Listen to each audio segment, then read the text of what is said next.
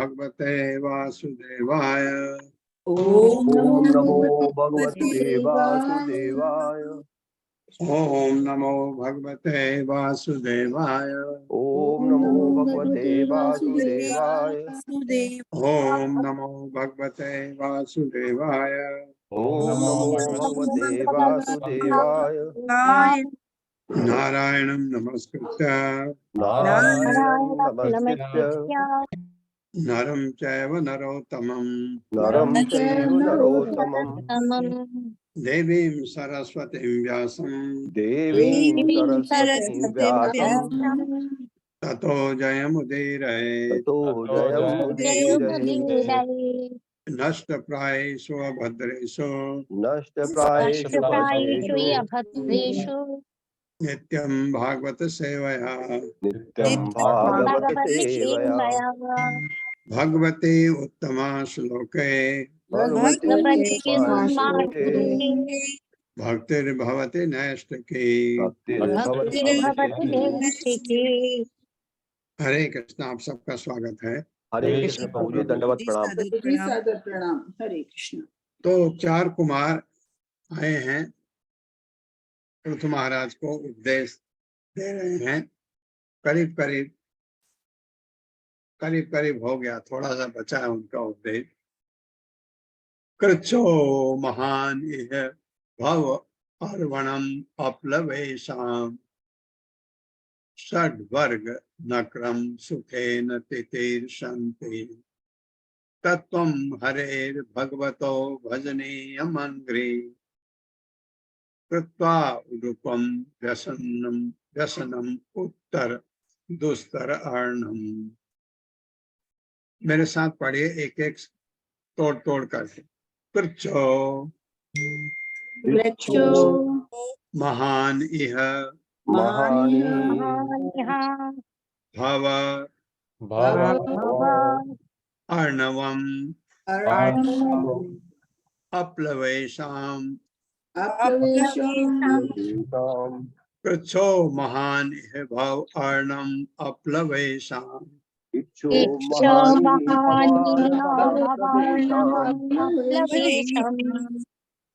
षड्वर्ग नक्रम सुखेन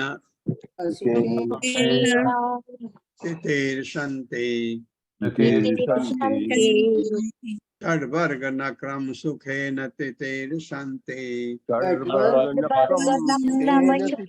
तितीर्षन्ति तत्त्वं हरेर् भगवतो भजनीयमङ्घ्रि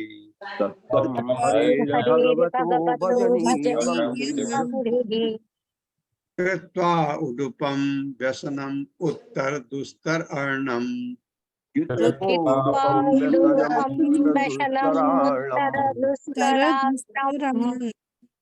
शब्दार्थ है कृच्छ कष्टकारक, महान अत्यधिक, ये यहाँ इस जीवन में, भव अर्णवम संसार रूपी समुद्र, अपलव ईशाम अभक्तों का जिन्होंने भगवान के चरण कमलों की शरण नहीं ग्रहण की, षड्वर्ग छठों इंद्रियां, नक्रम मगर, असुखेन अत्यंत कठिनाई से, तितीर्षन्ति पार करते हैं, तत् अतः तुम हरे भगवान के, भगवतः परमेश्वर के, भजनीयम आराधनीय, अंग्रिम चरण कमल को, कृत्वा करके, उडुपम नाव, व्यसनम सभी प्रकार के संकट, उत्तर पार करो, दुस्तर अत्यंत कठिन, अर्णम सागर को, अज्ञान के सागर को पार करना अत्यंत कठिन है।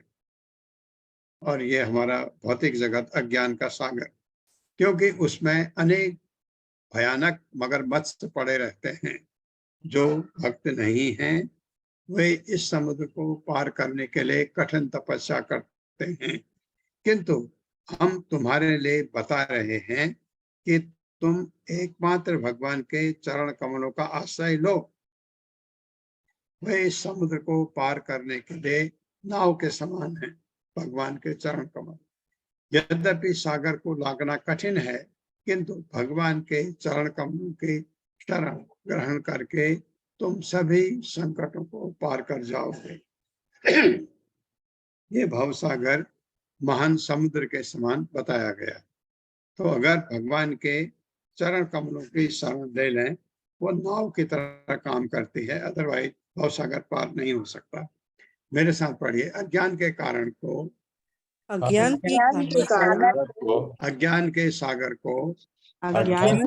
सागर को को पार करना अत्यंत कठिन है, पार करना अत्यंत कठिन है, अत्यंत कठिन है, क्योंकि उसमें अनेक भयानक मगरमच्छ भरे पड़े हैं।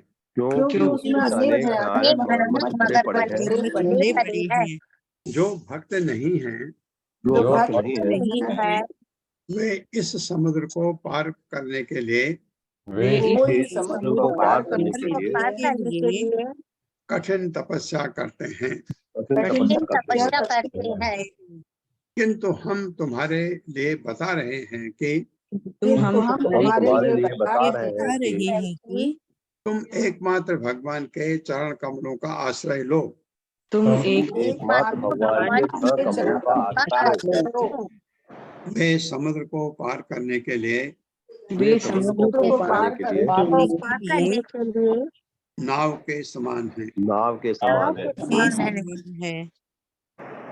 यद्यपि सागर को लागना कठिन है, यद्यपि सागर को लागना कठिन है किंतु भगवान के चरण कमलों की शरण ग्रहण करके किंतु भगवान के चरण कमलों की शरण ग्रहण करके तुम सभी संकटों को पार कर जाओगे। तुम सभी संकटों को पार कर जाओगे। हाँ, ये बताया है कि भगवान के शरण ले लो, अदरवाइज समुद्र को पार करना आपको नाव चाहिए या जहाज चाहिए। भगवान के चरण कमल उस पानी के जहाज की तरह काम करते हैं, जिससे आप आसानी से भवसागर को पार कर सकते हैं। ये उदाहरण दिया गया। ये भौतिक जगत को पार करना का मतलब 3 गुणों से अपने को मुक्त करना उतना ही कठिन है, लेकिन भगवान के चरण कमलों की शरण ग्रहण कर ली तो आराम से कर सकते हैं। तात्पर्य माता जी। हरे कृष्ण सुधाधीर माता जी। हरे कृष्णा माता जी, हरे कृष्णा प्रभु जी, दंडवत प्रणाम। श्री शील प्रभुपाद जी की जय। तात्पर्य शील प्रभुपाद जी के द्वारा। यहाँ पर संसार की तुलना अज्ञान के विशाल सागर से की गई है। इस सागर का दूसरा नाम वैतरणी है। वैतरणी समुद्र कारणानर्भ है, जिसमें असंख्य ब्रह्मांड गेंदों के समान तैर रहे हैं। सागर की दूसरी ओर उस पार वैकुंठ का दिव्य लोक है, जिसे भगवत गीता 8.20 में परस्तमातु भावोन्य कहा गया है। इस प्रकार इस भौतिक प्रकृति के परे एक निरंतर विद्यमान रहने वाली आध्यात्मिक प्रकृति है। यद्यपि कारणानर में सारे भौतिक ब्रह्मांड बारंबार विलीन होते रहते हैं, किंतु वैकुंठ लोक आध्यात्मिक होने के कारण कभी विनष्ट नहीं होते। वे नित्य विद्यमान रहते हैं। मनुष्य शरीर धारण करने से जीवात्मा को अज्ञान सागर, जो यही भौतिक ब्रह्मांड है, पार करके पर व्योम में प्रवेश होने का अवसर प्राप्त होता है। यद्यपि अनेक उपायों या नावों से समुद्र पार किया जा सकता है, किंतु कुमारगण राजा को भगवान के चरण कमलों की शरण ग्रहण करने की सलाह देते हैं। जैसे मनुष्य किसी अच्छी नाव का सहारा लेना चाहेगा। अभक्त लोग जो भगवान के चरण कमलों की शरण ग्रहण नहीं करते, अन्य उपायों यानी कर्म, ज्ञान, योग से अज्ञान के सागर को पार करने का यत्न करते हैं। स्क्रॉल करेंगे प्रभु जी। किंतु उन्हें इसमें काफी कठिनाई उठानी पड़ती है। कभी कभी तो वे इतनी कठिनाई में फंस जाते हैं कि समुद्र पार ही नहीं कर पाते। अभक्तों की इसकी गारंटी नहीं है कि वे समुद्र को पार कर ही लेंगे, और यदि वे पार कर भी लेंगे तो उन्हें कठिन तपस्या करनी होती है। दूसरी ओर यदि कोई भक्ति करता है तो और यह श्रद्धा रखता है तो भगवान के चरण कमल ऐसी नाव हैं जो उसे समुद्र के पार आसानी से और सुखपूर्वक उतार देगी। इसलिए पृथु महाराज को समस्त संकटों को पार करने के लिए भगवान के चरणाविंद रूपी नाव को ग्रहण करने की सलाह दी गई है। ब्रह्मांड के घातक तत्वों की तुलना समुद्री जहाज से की गई है। कोई कितना भी कुशल तैराक क्यों न हो, किंतु यदि मगरमच्छ आक्रमण कर दे तो वह बच नहीं पाता। कभी कभी देखा जाता है कि अनेक तथा कथित स्वामी तथा योगी अपने आप को विज्ञापित करते हैं कि वे अज्ञान के सागर को पार कर सकते हैं और अन्यों को भी पार करने में सहायता कर सकते हैं, किंतु वास्तव में वे अपनी ही इंद्रियों के शिकार होते हैं।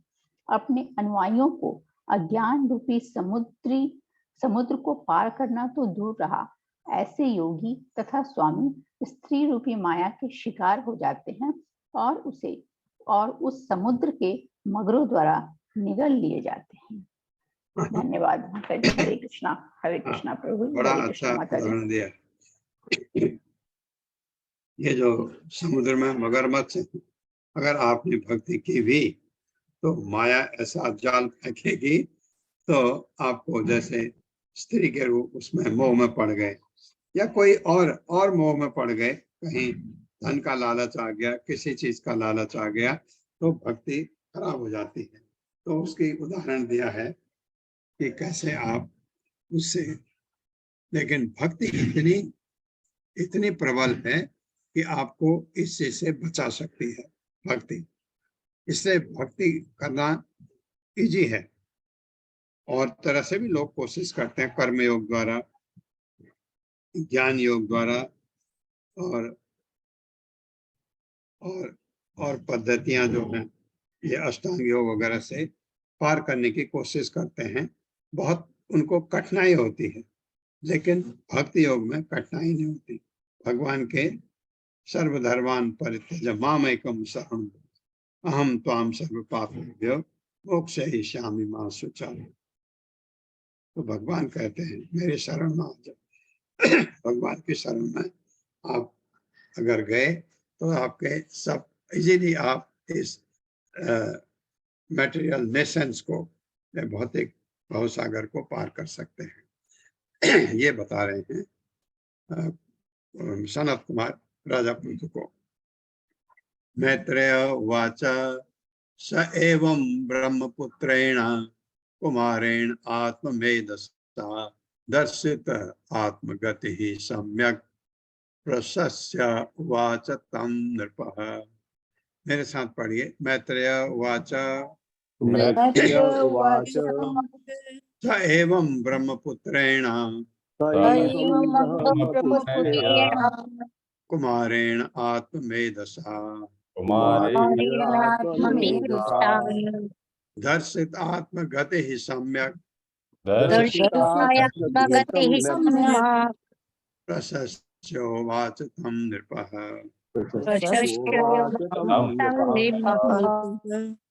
शब्दार्थ है मैत्रेय उवाच, मैत्रेय ने कहा, सह राजा एवं इस प्रकार ब्रह्मपुत्र ब्रह्मा के पुत्र द्वारा कुमारेण कुमारों में से एक के द्वारा सनत कुमार आत्मवेदसा आत्म ज्ञान में पारंगत दर्शित दिखाया जाकर आत्मगति ही आध्यात्मिक प्रगति सम्यक पूर्णतया प्रशस्य पूजा करके उवाच कहा तम उससे नृप राजा ने।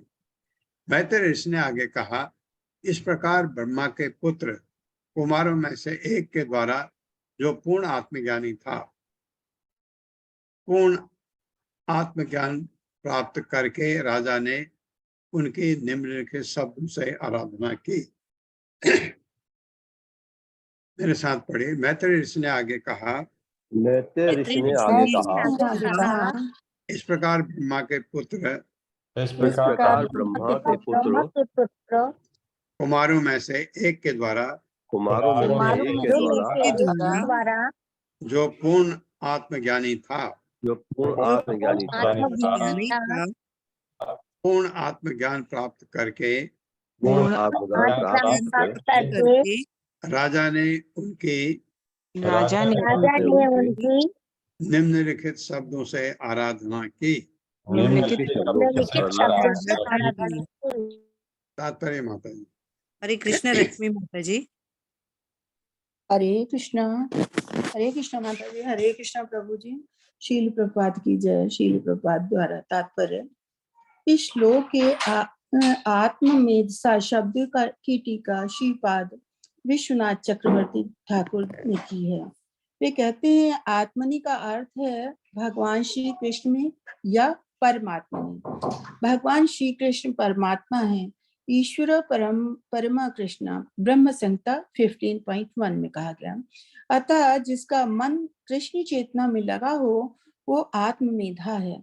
इसका विलोम शब्द गृह भेदी है, जिससे एक ऐसे व्यक्ति का बोध होता है जिसका मन सदैव भौतिक कार्यों के चिंतन में उलझा रहता है। आत्मवेधा सदैव कृष्ण चेतना में कृष्ण के कार्यकलापों का चिंतन करता रहता है। चूंकि ब्रह्मा के पुत्र सनत कुमार पूर्णतः श्री कृष्ण के भक्त थे, अतः वे आत्मोन्नति का मार्ग बता सकते थे। आत्मगति शब्द कर्मों के उस पथ का सूचक है जिससे मनुष्य श्री कृष्ण को जान सकता है। हरे कृष्ण। बहुत आत्ममेधसा ग्रह मेधि, दो अपोजिट वर्ड। राजो वाचा, अपने तुम्हारा आराधना कर रहे हैं कुमारों की। कृतो में अनुग्रह पूर्वम हरिणा आर्त अनुकंपिना तम आपादयितुम ब्रह्मन् भगवान यूयम आगता। मेरे साथ पढ़ी। राजो वाचा राजोवाच कृतो में अनुग्रह पूर्वम हरिणा आर्त अनुकंपिना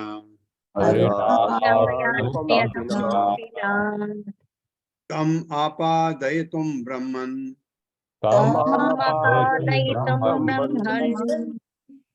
भगवान यूयम आगता।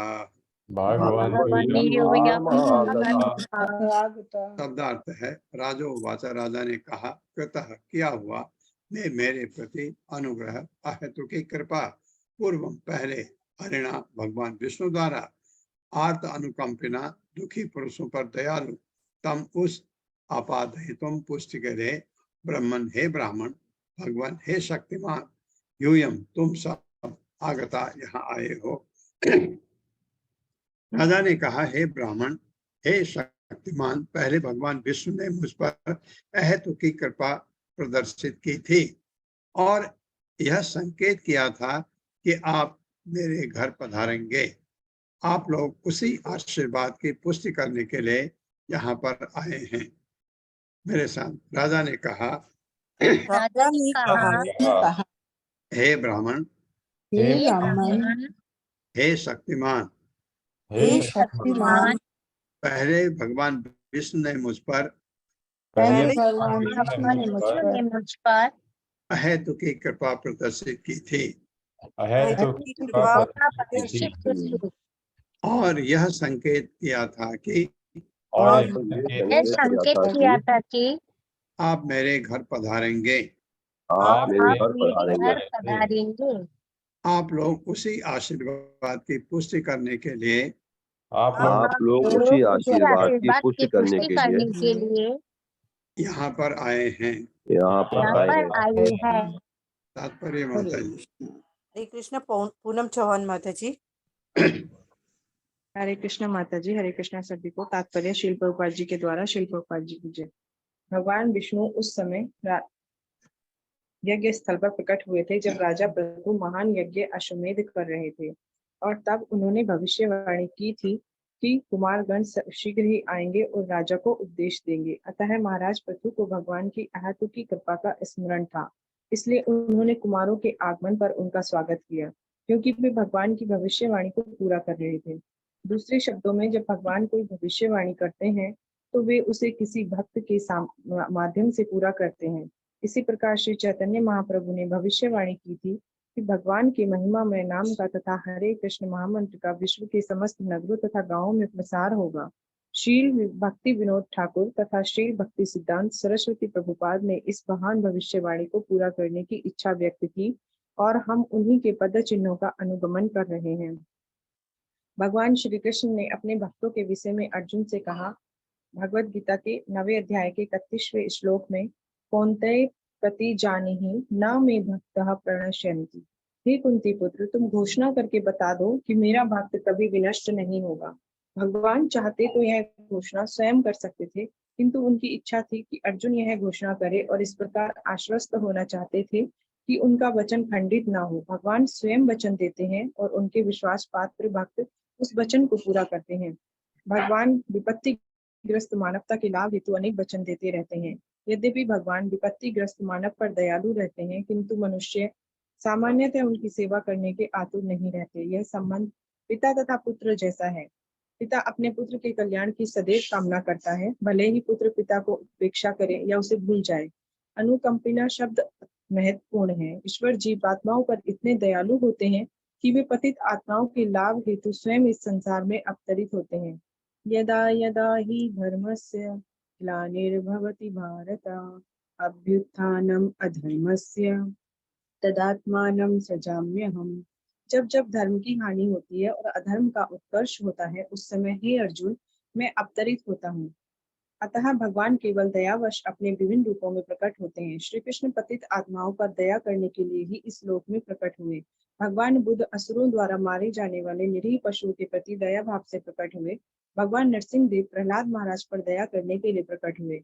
निष्कर्ष यह है कि भगवान इस संसार में पतित आत्माओं पर इतने दयालु होते हैं कि या तो वे स्वयं प्रकट होते हैं या अपने भक्तों तथा दासों को अपनी इच्छा पूरी करने के लिए भेजते हैं, जिससे सारे पतित जीव भगवान के धाम वापस चले जाएं। और इसी प्रकार श्री कृष्ण ने सारे मानव समाज के लाभ के लिए अर्जुन को भगवत गीता का उपदेश दिया। अतः बुद्धिमान लोगों को इस कृष्ण भावनामृत आंदोलन के विषय में भी गंभीरता पूर्वक विचार करना चाहिए और उनके शुद्ध भक्तों तथा द्वारा यथारूप प्रचारित भगवत गीता के उपदेशों का लाभ उठाना चाहिए। हरे कृष्णा प्रभु जी। हरे कृष्ण हरे कृष्ण। ये कह रहे हैं जो पृथु महाराज है, उन्होंने कहा तो प्रभुपाद समझा रहे हैं ये। और बीच में प्रभुपाद ने लिखा कि ये चाहा, चैतन्य महाप्रभु ने चाहा सारे विश्व में संकीर्तन मूवमेंट फैले। यही गुरु शिष्य परंपरा में भक्ति विनोद ठाकुर ने भी यही चाहा। फिर उनके ये प्रभुपाद के गुरु और भक्ति विनोद ठाकुर के पुत्र भक्ति सिद्धांत सरस्वती ठाकुर ने यही चाहा और इनको कहा अपने शिष्य को, तुम इंग्लिश स्पीकिंग कंट्रीज में भगवत गीता भागवतम का उपदेश दो, तुम कर सकते हो ये। और प्रभुपाद लिख रहे हमने वही कोशिश किया। प्रभुपाद हम लिखते हैं, जैसे मैं कहते हैं ना, मैंने ऐसा किया। प्रभुपाद बहुत सारे बंगाली लोग मैं की जगह हम यूज करते हैं। जैसे आप उनसे पूछे आपने खाना खाया, वो कहते हैं हमने खाना नहीं खाया। हम तो शब्द प्लूरल है, लेकिन ये बोलने में बहुत सारे लोग अपने लिए हम यूज करते हैं, तो प्रभुपाद भी हम यूज करते हैं। तो वहां पर कई जगह उनका आया है, तो वो हम प्रभुपाद अपने लिए यूज करते हैं। निष्पादितः च कार्त्स्नेन, ये शब्द कार्त्स्नेन बहुत ही कठिन है। तो भी है, र भी है, सौ भी है, नौ भी है, य भी है। कितने हो गए? 1 2 3 4 5 5 का जुड़ा हुआ है, तो आप कैसे इसको करते हैं? निष्पादितश्च कार्त्स्नेन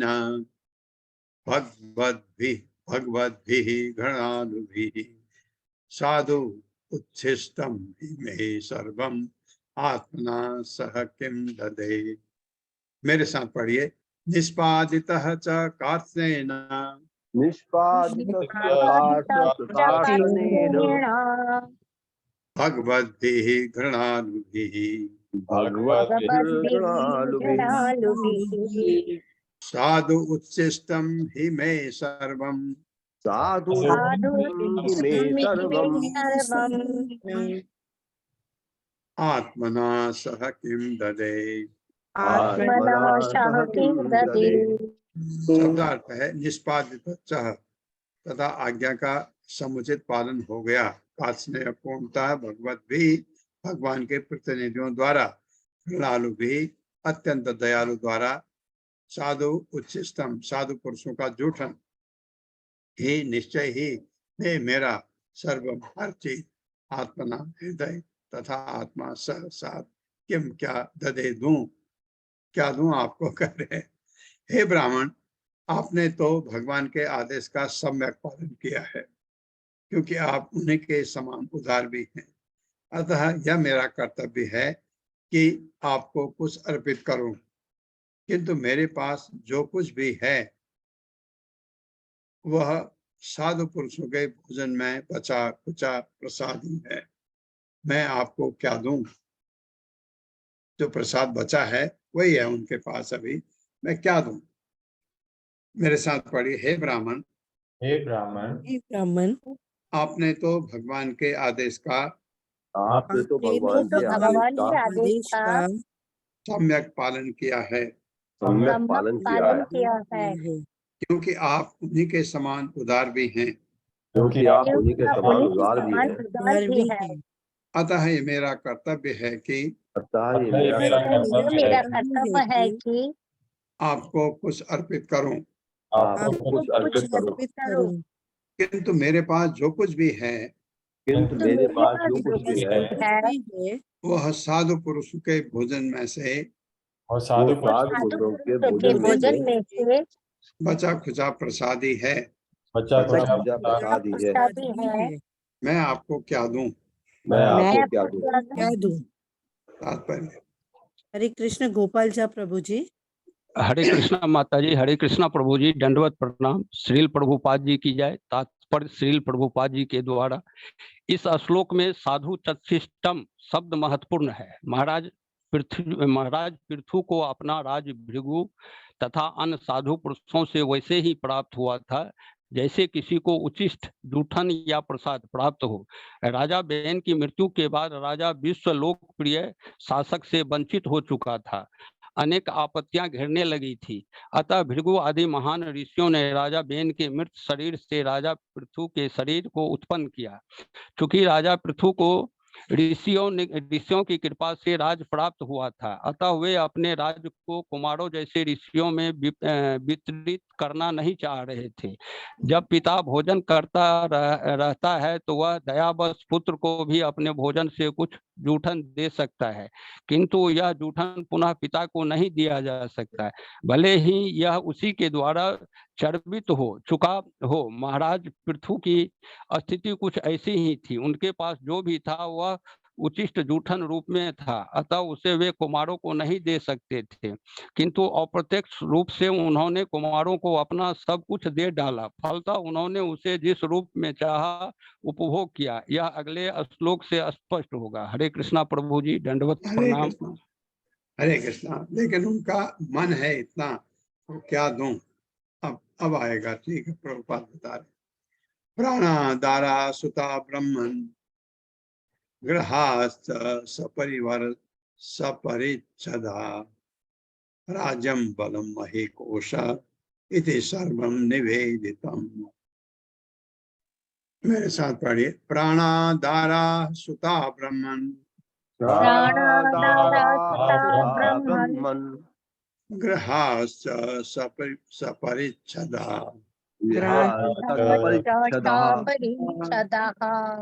राज्यम बलम मही कोश इति सर्वम निवेदितम। शब्दार्थ है प्राण, प्राण जीवन, दारा स्त्री, सुता संतान है, ब्राह्मण हे ब्राह्मण, गृहिया घर, च भी सहित, परिच्छदा समस्त सामग्री, राज्यम राज्य, बलम शक्तिशाली सेना, मही धरती कोष खजाना इति, इस प्रकार सर्व सब कुछ निवेदितम अर्पित करता हूँ, सब कुछ देने को कह रहे हैं। राजा ने कहा, अतः हे ब्राह्मणों, मेरा प्राण, पत्नी, बच्चे, घर का साथ सामान, मेरा राज्य, सेना, पृथ्वी तथा विशेष रूप से मेरा राजकोष, ये सब आपको अर्पित है। अंदर से कह रहे हैं, दिखावटीपन नहीं है, क्योंकि वो दिखावटीपन तो वहां चलता ही नहीं। मेरे साथ पढ़े। राजा ने आगे कहा, राजा ने आगे कहा, अतः हे ब्राह्मणों, अतः हे ब्राह्मण मेरा प्राण मेरा प्राण, यानी मैं, पत्नी, पत्नी, पत्नी, बच्चे, बच्चे, घर का साथ सामान, घर का साथ सामान, सामान, मेरा राज्य, मेरा राज्य, राज्य, सेना, सेना, पृथ्वी तथा विशेष रूप से मेरा राजकोष, पृथ्वी तथा विशेष से मेरा राजकोष, ये सब आपको अर्पित है। ये सब सब आपको अर्पित है। आपको अर्पित है। तात्पर्य माता जी। हरे कृष्णा अशोक प्रभु जी। हरे कृष्णा प्रभु जी, हरे कृष्णा माता जी, दंडवत प्रणाम। शील प्रभुपाद जी की जय। शील प्रभुपाद जी द्वारा तात्पर्य, दाराहा के स्थान पर कहीं कहीं रायहा पाठ मिलता है, जिसका अर्थ होता है संपत्ति। भारत में अब भी ऐसे धनी व्यक्ति हैं जो राज द्वारा राय के रूप में सम्मानित है। भगवान श्री चैतन्य महाप्रभु का एक महान भक्त रामानंद राय कहलाता था, क्योंकि ये मद्रास का राज्यपाल था और अत्यंत धनी था। अब भी अनेक राय उपाधिधारी है, राय बहादुर, राय चौधरी इत्यादि। दाराहा अर्थात पत्नी को ब्राह्मणों को दिए जाने की अनुमति नहीं है।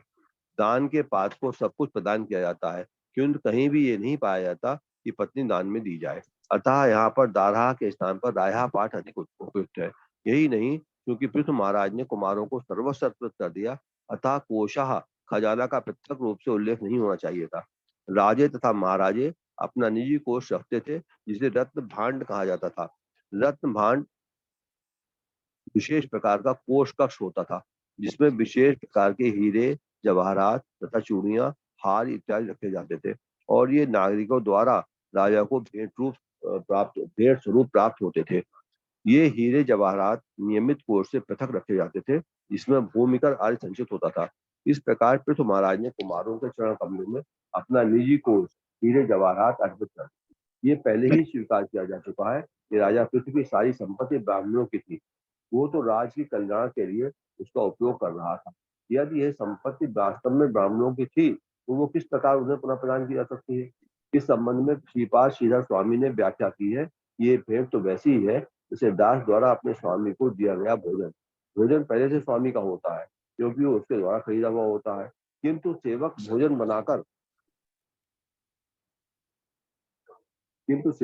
बनाकर स्वामी के खाने योग्य बनाता है और उसे प्रदान करता है। इस तरह पृथु महाराज के पास जो कुछ था, उसे उन्होंने कुमारों को अर्पित कर दिया। दंडवत प्रणाम प्रभु जी, ये धन्यवाद उनका माता जी। मन था ऐसा करने के लिए। प्रभुपाद ने बहुत अच्छा पॉइंट पकड़ा, क्योंकि ब्राह्मण को पत्नी भेंट नहीं की जा सकती, और अगर कोई कह भी रहा है उसका मतलब सेवा के लिए होता है। ये ऐसा कोई औरत भेंट करने का ये मतलब नहीं था। वो अगर है भी तो सेवा के लिए, लेकिन प्रभुपाद ने क्लियर कर दिया कि उसकी जगह संपत्ति, दारा को संपत्ति, दारा का मीनिंग संपत्ति भी हो सकता है, और राय के शब्द पढ़ा जाएगा। सेनापत्यम च राज्यम च दंड नेतृत्वम एव च सर्व लोकाधिपत्यम च वेद शास्त्र विदर्हति, वेद शास्त्र विद अर्हति। मेरे साथ, सेनापत्यम च राज्यम च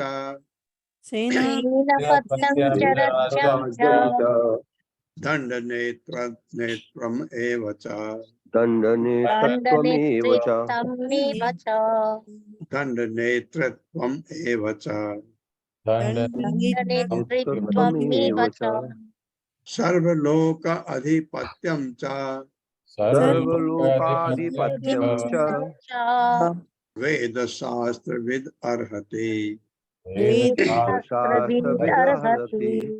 शब्दार्थ है सेनापत्यम, सेनापति का पद, च तथा राज्यम, शासक का पद, च तथा दंड अनुशासन, नेतृत्व नेतृत्व, एवं निश्चय ही, च तथा सर्व समस्त, लोक अधिपत्यम लोकों का स्वामित्व, च तथा वेद शास्त्र विद वैदिक साहित्य का ज्ञाता। वित्त जहां आता है उसका मतलब एक्सपर्ट, ज्ञाता। अर्हति पात्र होता है, क्योंकि केवल ऐसा व्यक्ति जो वैदिक ज्ञान के अनुसार पूर्ण रूप से शिक्षित हो, सेनापति, राज्य का शासक, दंडदाता तथा सारे लोक का स्वामी होने का पात्र होता है। अतः पृथु महाराज ने कुमारों को सर्वस्व अर्पित कर दिया। मेरे साथ, क्योंकि केवल ऐसा व्यक्ति जो वैदिक ज्ञान के अनुसार पूर्ण रूप से शिक्षित हो, सेनापति, राज्य का शासक, दंडदाता तथा सारे लोग का स्वामी होने का पात्र होता है। तथा सारे लोग का स्वामी होने का पात्र होता है। अतः पृथु महाराज ने कुमारों को सर्वस्व अर्पित कर दिया। तात्पर्य। हरे कृष्ण। अत्रि माता जी। हरे कृष्ण। तात्पर्य। श्रील प्रभुपाद की जय। श्रील प्रभुपाद के द्वारा इस श्लोक में स्पष्ट रूप से कहा गया है कि केवल साधु पुरुषों तथा कुमारों जैसे ब्राह्मणों के आदेशों पर राज्य का शासन चलाया जाना चाहिए। जब संसार भर में राजतंत्रों का बोलबाला था, तो राजा को साधु पुरुष तथा ब्राह्मण की परिषद ही निर्देश देती थी।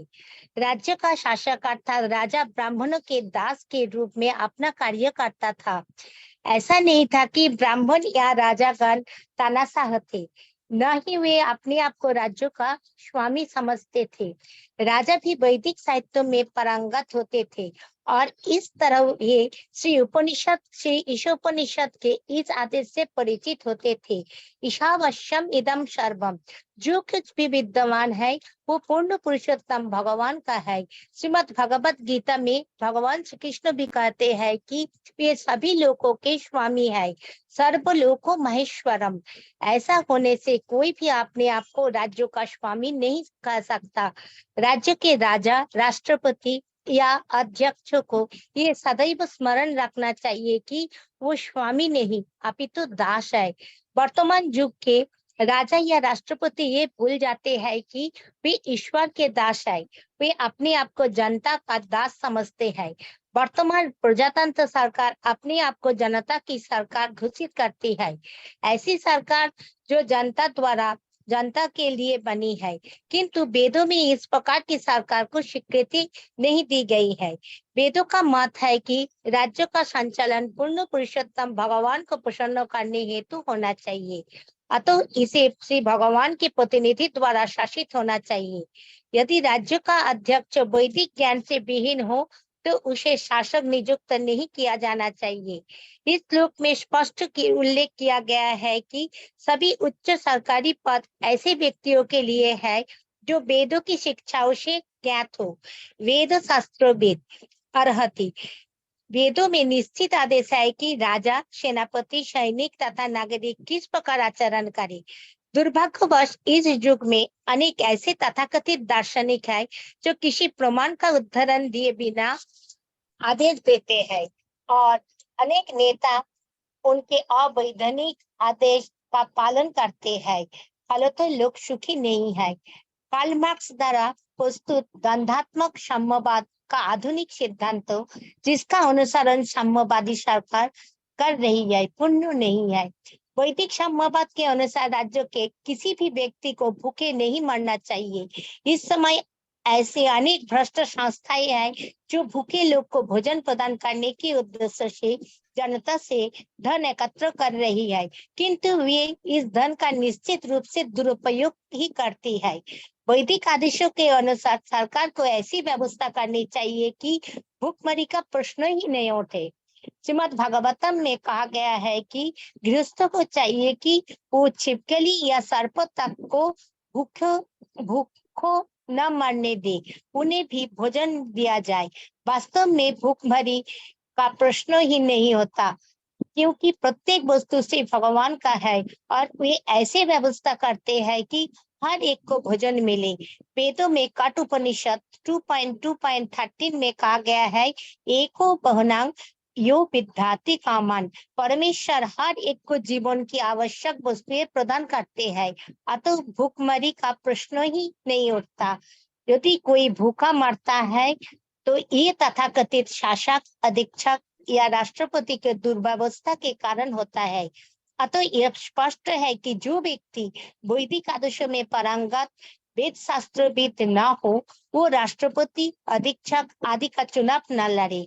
पहले के राजा राजर्षि होते थे, जिसका अर्थ ये होता है कि यद्यपि वे राजा की तरह से कार्य करते थे, किंतु ये साधु पुरुष होते थे, क्योंकि वे वेदों की आज्ञाओं का उल्लंघन नहीं करते थे और साधु पुरुषों तथा ब्राह्मणों को आदेशों के अनुसार राज्य करते थे। इस व्यवस्था के अनुसार आज के सारे राष्ट्रपति, अधीक्षक तथा मुख्य कार्यकारी अपने अपने पदों के लिए अयोग्य है, क्योंकि उन्हें वैदिक प्रशासनिक ज्ञान नहीं है और वे बड़े बड़े साधुओं तथा ब्राह्मणों से निर्देश नहीं प्राप्त करते। वेदों तथा ब्राह्मणों के आदेशों की अवज्ञा के कारण ही महाराज पितु के पिता राजा वेन को ब्राह्मणों ने मार डाला था। अतः महाराज पितु भली भांति जानते थे कि उन्हें साधु पुरुषों तथा ब्राह्मणों के सेवक के रूप में इस लोक का शासन करना शोभा देता है। हरे कृष्ण। हरे कृष्ण। ये बता रहे हैं कि ब्राह्मण को कितना सम्मान दिया जाना चाहिए और वही राजा को आदेश दे, और जो अब वो खत्म हो गया है। स्वमेव ब्राह्मणो भुंक्ते स्वम वस्ते स्वम ददाति च तस्यैव अनुग्रहेण अन्नम भुंजते क्षत्रिय आदयः। मेरे साथ, स्वमेव ब्राह्मणो भुंक्ते स्वमेव ब्राह्मणो बुद्धि स्वम वस्ते स्वम ददाति च त्वं वस्त्रे त्वं ददाति च तस्यैव अनुग्रहेण अन्नम तस्यैव अनुग्रहेण अन्नं भुंजते क्षत्रिय आदयः। भुञ्जते क्षत्रियादयः। शब्दार्थ है स्वम अपना, एव ही ब्राह्मण, ब्राह्मण भुंक्ते भोगता है, स्वम अपना वस्ते पहनता है, स्वम अपना ददाति दान देता है, च तथा तस्य उसकी एव ही अनुग्रहण कृपा से अन्नम अन्न भुंजते खाता है क्षत्रिय आदय, क्षत्रिय आदि समाज के अन्य वर्ग। क्षत्रिय वैश्य तथा शूद्र केवल ब्राह्मणों की कृपा से अपना भोजन प्राप्त करते हैं। केवल ब्राह्मण ही ऐसे हैं जो अपनी ही संपत्ति का भोग करते हैं, अपने कपड़े पहनते हैं, अपना ही धन दान में देते हैं।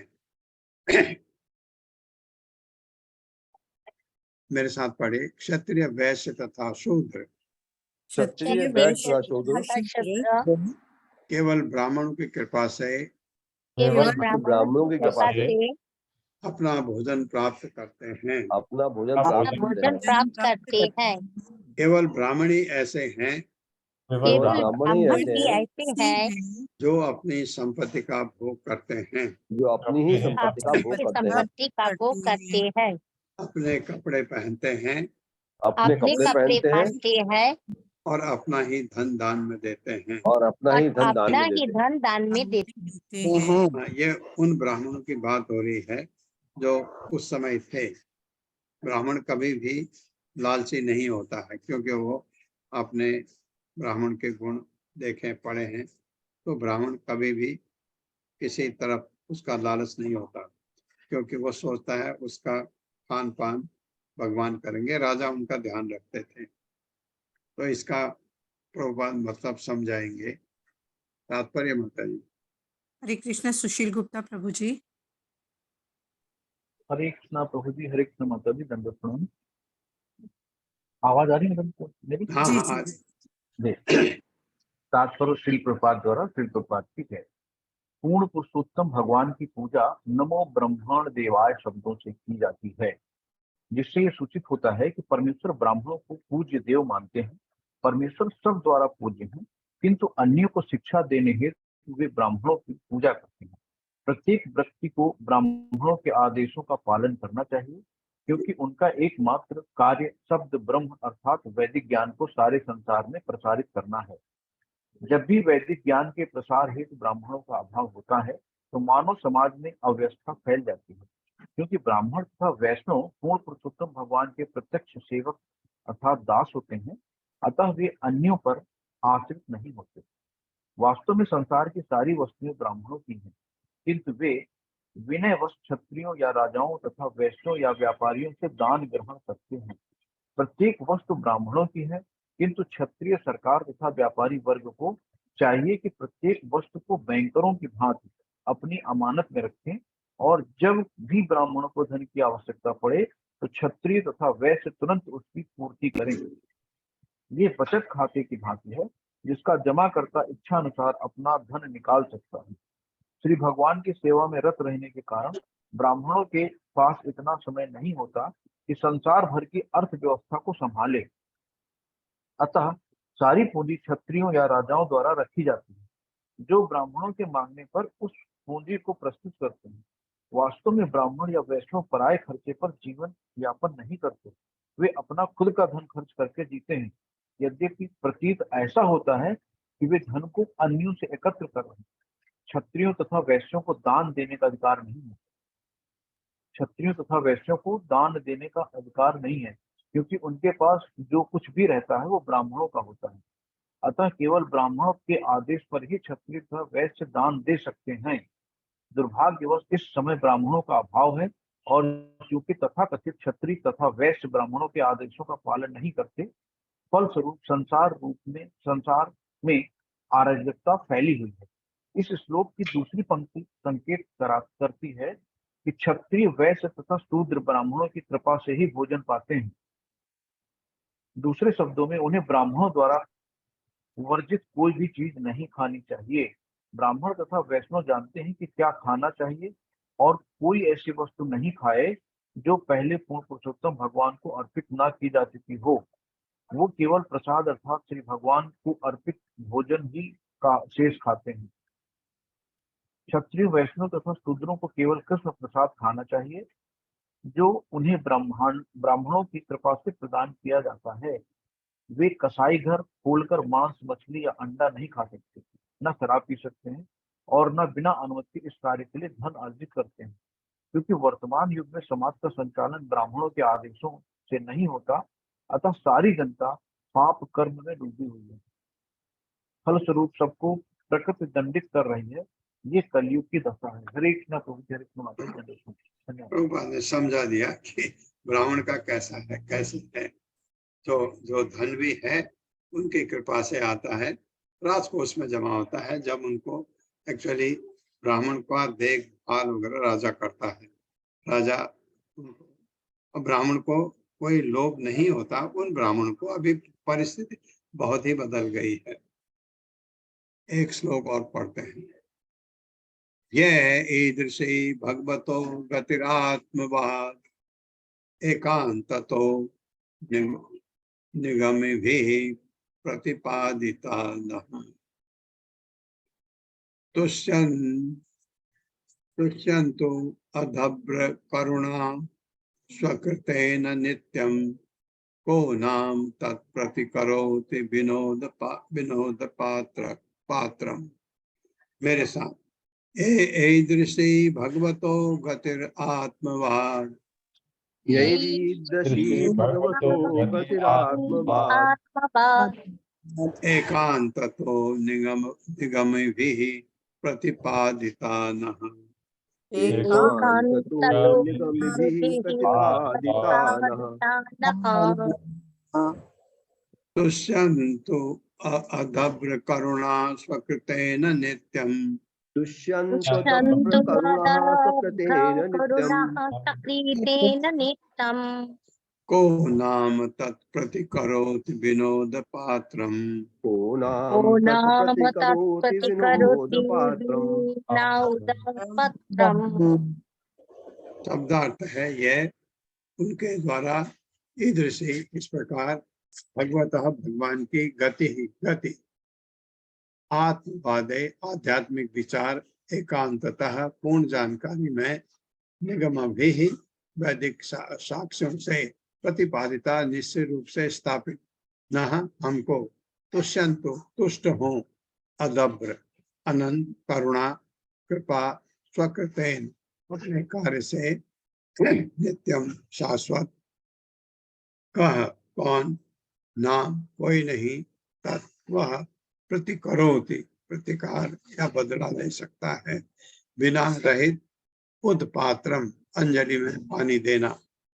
पृथु महाराज ने कहा जिन व्यक्तियों ने भगवान के संबंध में आत्म साक्षात्कार के पद को बताकर अपार सेवा की हो और जिनकी व्याख्याएं पूर्ण विश्वास एवं वैदिक साक्ष्य द्वारा हमारे उत्थान के लिए की जाती हो, भला उनसे पूर्ण होने के लिए अंजलि भर जल के अतिरिक्त और क्या अर्पित किया जा सकता है।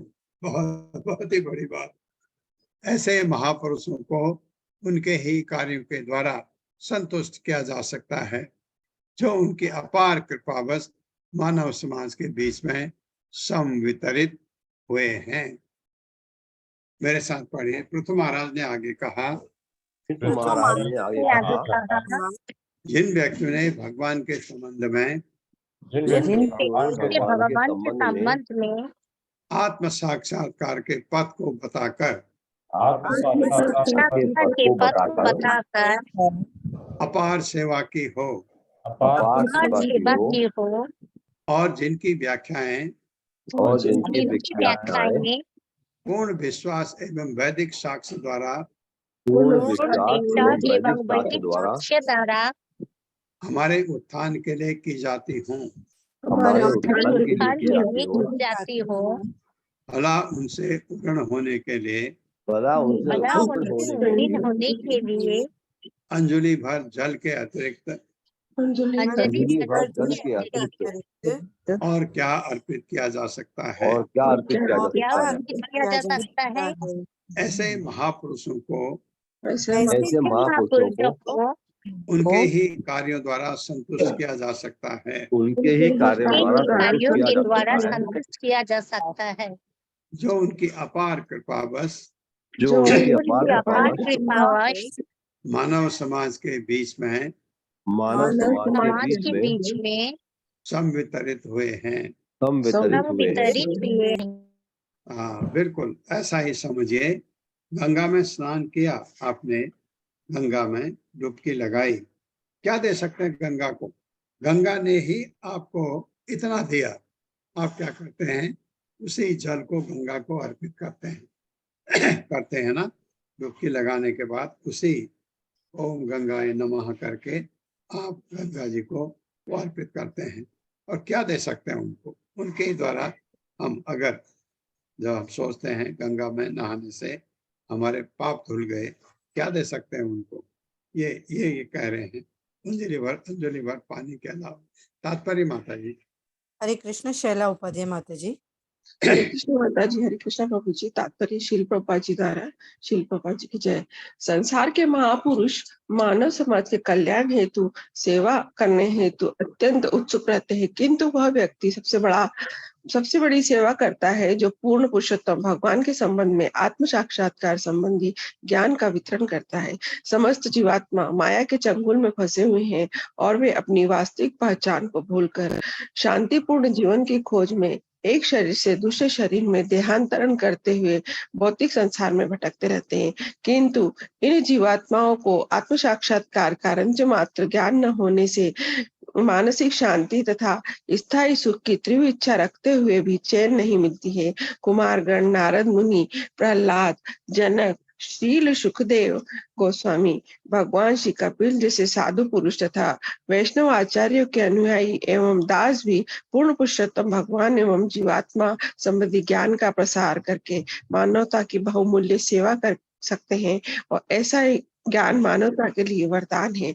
भगवान श्री कृष्ण का ज्ञान ऐसा एक महान उपहार है कि लाभदाता को उसका बदला हुआ चुका पाना असंभव है। इसलिए महाराज पृथु ने कुमारों से प्रार्थना की कि वे जीवों को माया के चंगुल से उबारने के अपने उपकारी कार्यों से ही तुष्ट हों। राजा ने देखा कि उनके महान कार्यों के लिए उन्हें संतुष्ट करने का कोई अन्य साधन नहीं है।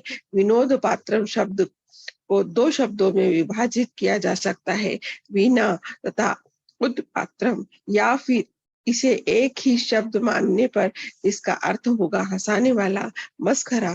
मस्खरे का कार्य केवल हंसाना है, और जो व्यक्ति गुरु या श्री कृष्ण की दिव्य संदेश के शिक्षक से उऋण होने का प्रयास करता है, वह मस्खरे के उस उपहास का पात्र बन जाता है, क्योंकि ऐसे ऋण को चुका पाना असंभव है। सबको श्रेष्ठ मित्र तथा उपकारी वह है जो मनुष्यों के मूल कृष्ण चेतना जागृत कर सके। हरे कृष्ण। यही अब समझ आया कि प्रभुपाद को हम कितने ऋणी हैं। प्रभुपाद के कुछ भी करके उनको हम नहीं चुका सकते।